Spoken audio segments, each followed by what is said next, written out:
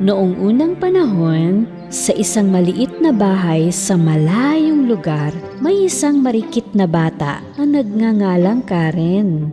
Masayahin siyang bata. Tinatanong niya ang kanyang ina tungkol sa lahat ng gusto niyang malaman. Nay, ano yung maliliit na ilaw sa langit? Mga bituin sila, Karen. Lahat ng nasa lupa, balang araw, ay magiging bituin at magniningning sa langit magpakailanman. Si Karen ay may isang piraso lang na laruan, isang damit at isang pares ng tsinelas na kahoy. Ang tsinelas na kahoy na ginawa ng kanyang ina ay hindi komportable, ngunit ito lang ang meron siya. Isang araw, nagkasakit ang nanay niya, kaya pupunta si Karen sa bayan para bumili ng gamot. Habang daan ay nakakita siya ng isang pares ng pulang sapatos na nakakahon sa gilid ng kalsada. Kumikinang ang mga sapatos, kaya hindi mapigilan ni Karen na iuwi ito. Tingnan mo, Nay. Natagpuan ko ito sa tabi ng kalsada. Ang ganda, no? Kasya ito sa akin. Baka pag-aari ng ibang tao yan, Karen. Dapat mong ibalik yan doon. Pero kung merong nagmamay-ari, di niya iiwan dun. Baka aksidenteng nalaglag ng may-ari. Hindi niya dapat winala. Ako ang nakapulot. Ako na ang may-ari. Akin na to. Nak, makinig kang mabuti. Hindi man kita maibili ng bagong sapatos ngayon, pero ayokong magsuot ka ng sapatos ng iba dahil lang napulot mo. Huwag nang matigas ang ulo. Ipangako mong hindi mo isusuot yan, ha? Malungkot na nangako si Karen na hindi isusuot ang pulang sapatos at itinago niya ito sa ilalim ng kama. Lumipas ang mga buwan. Isang araw, umuwi si Karen at hindi niya makita ang kanyang ina. Pinagmasdan niya ang paligid at napagtanto niya na ang ina ay naging isa ng maningning na bituin sa langit. Kinabukasan, habang papunta siya sa libing ng kanyang ina, isinuot niya ang pulang sapatos. Ang mga dumating sa libing ay hindi maalis ang tingin sa sapatos ni Karen. Grabe naman siya. Ano ba yan? Walang galang na bata. Pero walang pakialam si Karen dahil mahal niya ang kanyang sapatos. Sa sandaling iyon, isang mabait na matandang babae ang napadaan sa sementeryo. Nalaman niya na naulila na ang batang babae, kaya gusto niya itong ampunin. Gusto mo bang sumama sa akin, iha? Gagawin ko ang lahat ng aking makakaya para maging matagumpay at maganda ka paglaki mo. Kaya naman, si Karen ay tumira sa matandang babae sa loob ng maraming taon. Karen, gamit mo yung sapatos mula pa nung libing ng iyong ina. Kailangan mo nang palitan yan. Napakadumi na, oh. Hindi! Gustong-gusto ko ang pulang sapatos na to. Nako, Karen. Huwag matigas ang ulo. Sige na, magbalit ka na. Bibili kita ng mas maganda, pangako. Ayaw ni Karen na masaktan ng mabait na matanda na umampon sa kanya. Kaya sa wakas ay itinapon niya ang pulang sapatos. Dumaan ang mga araw. At isang umaga, naglalaro si Karen sa kanyang silid na may mga bagong damit at laruan. Dinalhan siya ng matandang babae ng bagong sapatos, ngunit hindi nagustuhan ni Karen. Pero asul ito. Ang pangit. Di ko gusto yan. Sa mga sumunod na taon, hindi pa rin makalimutan ni Karen ang pulang sapatos. Nagdalaga na siya, ngunit hindi nagbago ang katigasan ng ulo niya kahit regaluhan pa siya ng matandang babae. Iha, Hindi ako nagsusot ng ganyan. pero tinahi ko to para sa'yo. Ayoko ng ganyang pagkain. Gusto ko French fries. Kahit isang subo lang, iha. Napapagod man ang matandang babae sa pihikang ugali ni Karen, pinagluto pa rin niya ng French fries. Pagpasok niya sa silid, hinuhubad ni Karen ang asul na sapatos na ngayon ay masikip na. Tingnan mo. Maliit na ang lahat ng gamit ko. Lumaki na ako. Oo nga, O sige, mamili tayo ng bagong damit at sapatos. Kaya pumunta ang matandang babae at si Karen sa tindahan.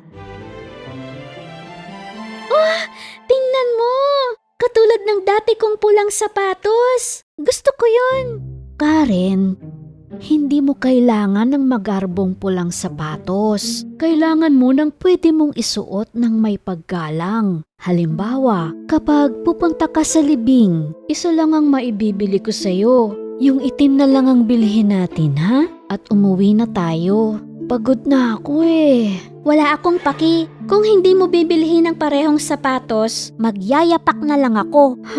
Batang ito, sana hindi naging matigas ang ulo mo. Binili ng matanda ang itim na sapatos. At para mabili rin ang pulang sapatos, ginamit niya ang natitirang pera. Kinailangan tuloy nilang maglakad pa uwi. Sa layo ng nilakad nila, sumakit ang mga paa ng matandang babae at hindi niya maabutan si Karen. Pero walang pakialam si Karen. Masaya siyang naglakad dahil sa bagong pulang sapatos. Isang araw, sinabi ng matandang babae kay Karen na kailangan nilang dumalo sa isang libing. Karen, isuot mo ang itim na sapatos ha. Kailangan maging magalang tayo sa ating kasuotan. Tumingin si Karen sa itim na sapatos, tapos sa matingkad na pulang sapatos. At pinili niyang isuot ang pula. Paglabas nila ng bahay, tinakpan niya ito ng palda para hindi makita ng matandang babae. Gayunpaman doon sa libing, nakita ng lahat ang sapatos ni Karen. Kumikislap ito kahit mahaba ang kanyang palda. Pinag-usap-usapan tuloy ng mga tao si Karen at kung gaano kawalang galang ang suot niyang sapatos. Nang makarating ito sa tenga ng matandang babae, galit na galit siya. Hindi ka talaga nakinig sa sinabi ko? Sinuot mo pa rin ang pulang sapatos na yan. Napakatigas ng ulo mo, Karen. Nasaan ang respeto mo? Sa sandaling iyon, isang gwapong lalaki ang napadaan at nabighani sa kagandahan ni Karen. Lumapit ito sa kanya, lumuhod at binigyan siya ng mga papuri. Ang ganda mo, Binibini. At bagay sa'yo magandang sapatos na yan. Salamat. Kinilig ako sa sinabi mo. Sigurado ako mahusay ka sumayaw. Iniimbitahan kita sa sayawan sa palasyo ngayong gabi. Punta ka ha? Dahil sa magiliw na alok ng Ginoo, sa tuwa ay napasayaw nga si Karen. Ngunit ilang sandali pa, hindi na mapigilan ni Karen ang pagsasayaw. Ba't di ko mapigilan ng mga paa ko? Anong nangyayari? Nagsimulang lumayo si Karen sa matanda at sa Ginoo habang sumasayaw siya. Karen! Bumalik ka dito! Hinabol siya ng lalaki, pero hindi siya maabutan. Naging mas matigas ang ulo ng pulang sapatos kaysa kay Karen. Dinala siya nito hanggang sa tuktok ng bundok at pinasayaw siya sa loob ng 3 araw. Sobrang sakit na ng mga paa ni Karen, kaya napapasigaw siya sa bawat hakbang. Aray! Kahit na napuputikan o matinik, patuloy pa rin sa pagsasayaw ang sapatos. Tama na! Pagod na ako! Hindi na ako magmamatigas mula ngayon. Pangako, sige na, sapatos, tumigil ka na, pakiusap. Pagkasabi niyon, kumalas ang pulang sapatos sa kanyang mga paa. At bumagsak si Karen sa lupa. Pero patuloy pa rin ang pulang sapatos sa pagsasayaw. Nakahanap si Karen ng isang kahoy na ginawa niyang saklay pa uwi. Sobrang sakit ng mga paa niya. Nang sa wakas ay natanaw niya ang bahay, napaiyak siya sa tuwa. Sinalubong siya ng matandang babae at nagyakapan silang dalawa. Alam ko pong naging sutil ako. Pangako, hindi na po ako magiging ganun. Matapos itigil ni Karen ang katigasan ng ulo, ang mga bagay ay nagsimulang maging maayos. Isang araw, may kumatok sa pinto. Ito ay ang gwapong Ginoo. Magandang araw, Karen. Ang bilis mo sumayaw, di kita naabutan. Paano mo nagawa yun? Natuwa si Karen na makitang muli ang gwapong Ginoo. Iyon ang simula ng pagmamahalan nilang dalawa. Winaksin niya ang katigasan ng ulo, kaya nagkamit si Karen ng masaya at mapayapang buhay.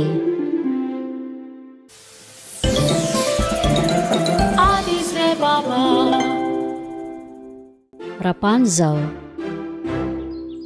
Noong unang panahon, sa isang malayong lupain ay may isang butihing mag-asawa. Isang araw, may mabuting balitang hatid ang babae sa kanyang asawa. Siya ay nagdadalang tao. Lubos na natuwa ang asawa sa balita, kaya nangako ito na gagawin ang kahit ano para sa kanya. Isang araw, sinabi ng babae na nananabik siya sa ilang malutong na litsugas. Di ako matatahimik kung di ako makakakain ng masarap na litsugas mula sa hardin ng ating kapitbahay. Kaya nagpunta ang lalaki sa hardin ng kapitbahay upang tuparin ang kahilingan ng kanyang asawa. Ngunit hindi alam ng pobreng lalaki na ang kanyang kapitbahay ay isa palang mangkukulam na nagngangalang Camila. Walang sinumang nakakaalam na ang bruha ay 150 taong gulang na. Upang magmukhang bata, ang maaari lamang hawakan ni Camila ay mga ginintuang bagay. Kaya lahat ng kasangkapan sa bahay ay may ginto. Nilagyan niya ng ginto ang mga plato, kutsara at tinidor, mga garapon, lampara at maging ang inuupuan niya. Lahat ay nababalot ng ginto. Isang gabi, may kumatok sa kanyang pinto. Ito ay ang kapitbahay na humihingi ng ilang litsugas para sa kanyang buntis na asawa. Pinayagan siya ni Camila na kumuha sa hardin ng kahit gaano karaming litsugas. Ngunit sa isang kondisyon. Kung ang iyong anak ay may gininto ang buhok, kukunin ko siya. Hindi alam ng lalaki kung ano ang gagawin. Kaya sumang-ayon siya at ipinagdasal na lang na hindi magkaroon ng dilaw na buhok ang magiging anak. Pagkaraan ng ilang araw, ipinanganak ng kanyang asawa ang isang magandang sanggol na babae na may malagintong dilaw na buhok. Pinangalanan nila itong Rapunzel. Parang alam na ni Camila na ang sanggol ay ipapanganak ng may dilaw na buhok. Kaya kinuha niya ang sanggol ayon sa napagkasunduan at inuwi sa kaniyang tahanan. Inalaga ang mabuti ng bruha si Rapunzel. Palagi niyang sinusuklayan ang ginintuang buhok nito na lumalago sa bawat araw. Hindi kailanman pinagupitan ng buhok ni Camila si Rapunzel dahil kumukuha siya ng mahahabang hibla ng buhok. Niluluto niya ito sa mahiwagang kaldero upang maging ginto. Sa aking mahika, ang kanyang mahabang gininto ang buhok ay magiging totoong ginto. Dinala ni Camila si Rapunzel sa kagubatan. Gumamit siya ng mahika upang magtayo ng isang malaki at mataas na tore kung saan magiging ligtas ang buhok ni Rapunzel. Walang hagdan ang tore sa loob o sa labas. Mayroon lamang itong isang maliit na silid na may isang bintana. Mag-isa lamang dito si Rapunzel sa loob ng 18 taon, maliban lang kung bibisitahin siya ni Camila. Kapag bumibisita si Camila, tinatawag niya si Rapunzel mula sa ibaba. Rapunzel! Rapunzel! ibaba mo na ang iyong ginintoang buhok.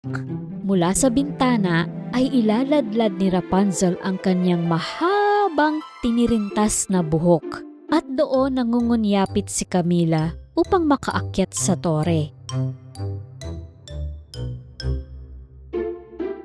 Nanay, bakit hindi ako makakababa upang makakita ng mga hayop at bulaklak?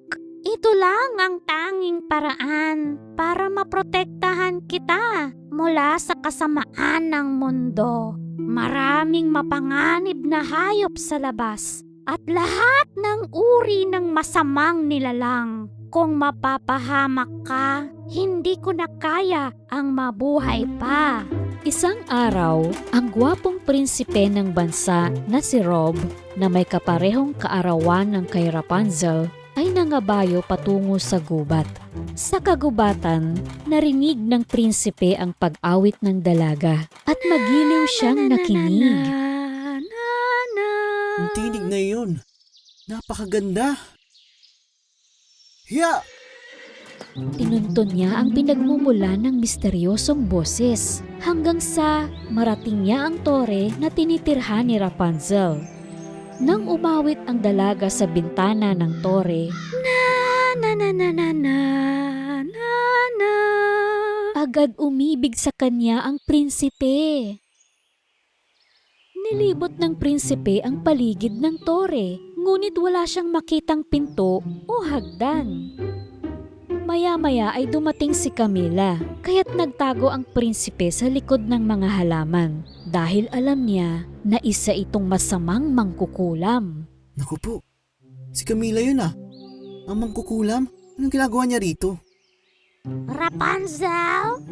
Rapunzel? Ibaba mo na ang iyong ginintoang buhok. Niladlad ni Rapunzel ang kanyang mahabang tinirintas na buhok upang makaakyat si Camila. Sa sumunod na araw, bumalik ang prinsipe sa tore. Pagdating ay sinubukan niyang gayahin ang boses ng bruha at sumigaw siya mula sa ibaba ng tore. Rapunzel! Rapunzel! Ibaba mo ang iyong ginintuang buhok! Nanibago si Rapunzel sa boses na narinig, pero nilabas pa rin niya ang kanyang buhok. Mabilis na inakyat ni Prinsipe Rob ang buhok dahil nais na niyang makilala ang may-ari ng magandang tinig. Hirap naman umakyat sa buhok. Natakot si Rapunzel nang makita siya. Sino? Sino ka? Paano ka nakarating dito? Ako si Prinsipe Rob. Naisip ko lang baka kailangan mo ng tulong dahil walang hagdanan at may mangkukulam. Hindi kita kilala. Sabi ng nanay ko, mapanganib na nilalang ang mga estranghero. Naku, umalis ka dito. Oo, huwag ka mag-alala. Hindi ako mapanganib na tao. Nilalang, narinig ko lang iyong magandang tinig at nais kong makita kung ano ang pakay ng mangkukulam. Narito ako upang sagipin ka. Ang mga salita ng prinsipe ay nagpalambot sa puso ni Rapunzel at hindi na siya natakot pa. Miss Rapunzel, gusto ba mo ba sa tore kasama ko? Upang maamoy mo ang mga bulaklak, makapamasyal at makakita ng magagandang hayop. Maraming taon na ring ninais ni Rapunzel na tuklasin ang buhay sa labas. Kaya agad niyang tinanggap ang alok ng prinsipe. Mayroon akong ideya na makakatulong sa ating dalawa na makababa sa tore. Nang sumunod na araw, dumating si Camila. Nagulat siya dahil nakaladlad na ang mahaba at ginintoang buhok mula sa tuktok ng tore. Siguro ay natanaw na niya ako, kaya nilabas na niya ang kaniyang buhok. Kaya nagsimula ng umakyat si Camila hanggang sa tuktok ng tore. Maya-maya ay may narinig siyang kabayo. Pero naisip niya na baka mayroon lang manlalakbay sa malapit. Kaya hindi na niya ito pinansin. Nagpatuloy na lang siya sa pag-akyat dahil sabik na niyang makita si Rapunzel. Nang marating niya ang silid ni Rapunzel, ang laking gulat niya. Wala na doon si Rapunzel. Putol na ang buhok at nakatakas na siya sa tore. Ang ginto ko! Wala na ang ginto ko! Bakit? Rapunzel!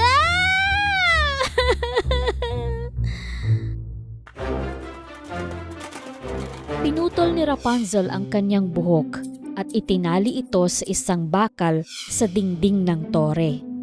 Kaya siya at ang prinsipe ay parehong nakababa ng tore. Mag-isa na lang sa tore, desperadong hinawakan ni Camila ang putol na buhok ni Rapunzel. Hindi! Hindi! Hindi! Hindi na ito po pwede! Dahil naputol na ang buhok! Kailangan nakaugat itong buhok upang maging ginto! Samantala, sina Prinsipe Rob at Rapunzel ay dumating sa kastilyo ng prinsipe at ikinwento ng prinsipe ang lahat sa kanyang ama at ina, ang hari at reyna. Nabanggit naman ng hari na narinig na niya ang pangalang Rapunzel mula sa isang matandang magsasaka at kaniyang asawa. Kaya kaagad na dinala ng prinsipe si Rapunzel sa lumang bahay ng mag-asawa na sinabing nawala ng sanggol na pinangalan ng Rapunzel. Sa sandaling binuksan ng kawawang ina at ama ang pintuan at nasilayan si Rapunzel, nakilala nila siya. Anak ko, kinuha ka sa amin ng masamang bruha na yun. Napakaraming taon na lumipas. Sa wakas nakauwi ka. Kami ang iyong tunay na pamilya. Masayang masaya si Rapunzel na makilala ang kanyang tunay na magulang. At ano sa palagay mo ang nangyari kay Camila na naiwan sa tore nang walang ginto? Hahanapin kita, Rapunzel! Kailangan ko ang buhok mo na nagbibigay sa akin ng ginto!